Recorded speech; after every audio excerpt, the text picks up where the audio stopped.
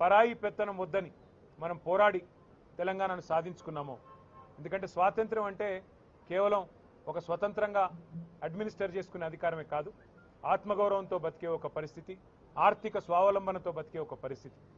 అట్లాంటి పరిస్థితిని కేసీఆర్ గారి నాయకత్వంలో మనం 2014లో తెలంగాణ సాధించుకోవడం ద్వారా మనం అర్జించుకుంటే ఈరోజు పూర్తి భిన్నంగా దానికి పరాయి వాళ్ళ పాలన పోయింది, ఢిల్లీ కిరాయి పాలన మొదలైంది అనే విధంగా ఢిల్లీ పార్టీల పెత్తనం మళ్ళీ ఒక్కసారి తెలంగాణ మీద నడుస్తూ ఉన్నది.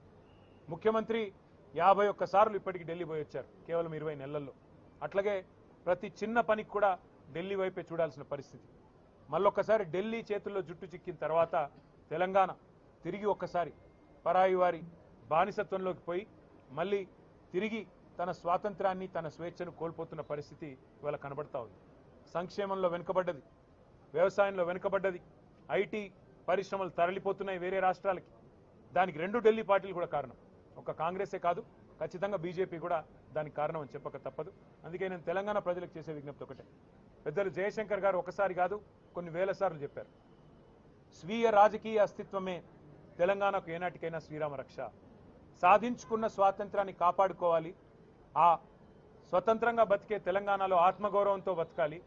ఆత్మగౌరవంతోనే కాదు పేదలు ఆర్థిక స్వావలంబన సాధించాలి అంటే ఖచ్చితంగా స్వీయ రాజకీయ అస్తిత్వ శక్తి అయిన బీఆర్ఎస్, దాని నాయకుడు కేసీఆర్ గారి నాయకత్వమే మన రాష్ట్రానికి శ్రీరామ రక్ష అనే మాటను మీ అందరికీ కూడా గుర్తు చేస్తూ మళ్ళీ ఒక్కసారి తెలంగాణ ప్రజలకు అదేవిధంగా మా సహచర భారతీయులందరికీ, సోదరులకి సోదరీమణులందరికీ ప్రపంచవ్యాప్తంగా ఎక్కడ ఉన్నా వారందరికీ కూడా స్వాతంత్ర దినోత్సవ శుభాకాంక్షలు తెలియజేస్తూ, మనను విడదీసే అంశాలు 100 ఉన్నాయి, కులాలు మతాల పేరిట 100 ఉన్నాయి, కానీ కలిపి ఉంచే ఒకే ఒక్క అంశం భారతీయత.